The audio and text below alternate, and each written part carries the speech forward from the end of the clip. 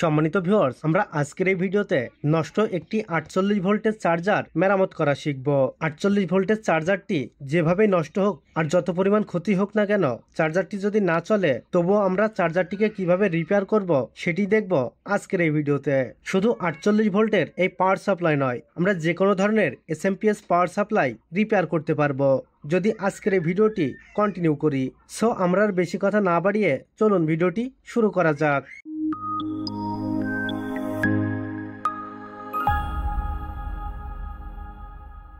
48 volt SMPS power supply কিংবা যে কোনো ভোল্টের এসএমপিএস পাওয়ার সাপ্লাই রিপেয়ার করার জন্য আমরা 180 ওয়াটের এই ক্যালিটি ব্যবহার করব।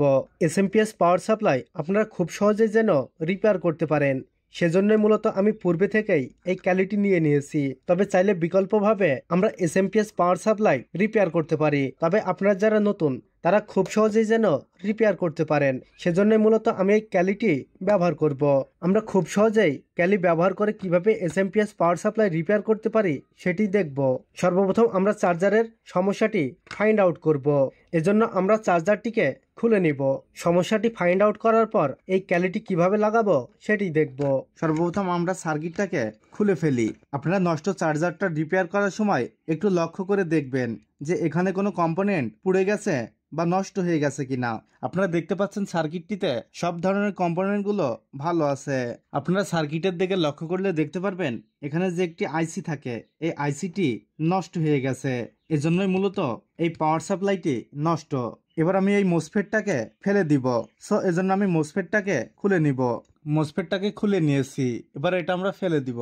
এবার আমরা ক্যালির দিকে একটু লক্ষ্য করি। আপনারা ক্যালিতে সর্বমোট 3টি তার দেখতে পাচ্ছেন। আমরা ক্যালির লাল তারটিকে মোসফেটের মাঝখানের পিনের সাথে সোল্ডারিং করে দিব। এবার ক্যালির কালো তারটাকে আমরা ক্যাপাসিটরের নেগেটিভ লাইনের সাথে সোল্ডারিং করে দিব। এপাশেরটি হলো ক্যাপাসিটরের নেগেটিভ লাইন। সো ক্যাপাসিটরের নেগেটিভ লেগের সাথে সোল্ডারিং করে দিই। ক্যালির সবুজ তারটি আমাদের কোনো প্রয়োজন নেই, এজন্য এটিকে বাদ রাখবো। আমরা সর্বপ্রথম ক্যালিটা একটু খুলে নিব। আপনার ক্যালির সার্কিটের দিকে একটু লক্ষ্য করুন, এখানে কোনো পিনের সাথে শর্ট হয়ে গেছে কিনা সেটা একটু লক্ষ্য করুন। অনেক সময় নতুন ক্যালির পিনগুলো শর্ট থাকে, সেগুলো আমরা মুভ করে দিব। আমরা পুনরায় কভারটি লাগিয়ে দিব। আমরা হিটসিং এর সাথে ক্যালিটাকে সুন্দর করে লাগিয়ে নিব। তবে হিটসিং এর সাথে থাকা এই ছিদ্রটা দিয়ে এটিকে লাগানো যাচ্ছে না। সো আমরা এই হিটসিংটাকে খুলে ফেলবো এবং এখানে একটি মাপ অনুযায়ী ডিল করে নিব। ক্যালির বক্সের মধ্যে এই মাইকা দুটি রয়েছে, এই মাইকা দুটিকে ট্রানজিস্টরের সাথে লাগিয়ে দিব। হিটসিংটাকে পুনরায় লাগিয়ে দিয়েছি। নষ্ট আইসিটাকে তুলে ফেলবো এবং আপনারা এখানে একটি পিসি 817 অপ্টোকাপলার দেখতে পারবেন। এই অপ্টোকাপলারটিও উঠিয়ে ফেলবো। অপ্টোকাপলার এবং নষ্ট আইসিটি উঠিয়ে ফেলেছি। আপনারা অপ্টোকাপলার এবং নষ্ট কম্পোনেন্টগুলো তুলে ফেলবেন।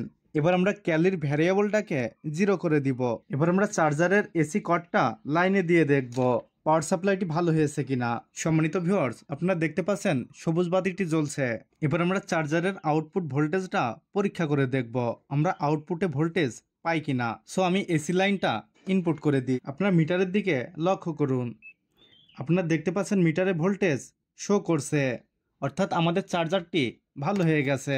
এভাবে আমরা খুব সহজেই নষ্ট একটি 48 ভোল্ট চার্জারকে কিংবা যে কোনো ধরনের পাওয়ার সাপ্লাইকে রিপেয়ার করতে পারি। সো আজকের ভিডিওটি এ পর্যন্তই। দেখা হবে আগামী কোনো নতুন ভিডিওতে। ততক্ষণে সবাই ভালো থাকবেন, সুস্থ থাকবেন। আল্লাহ হাফেজ।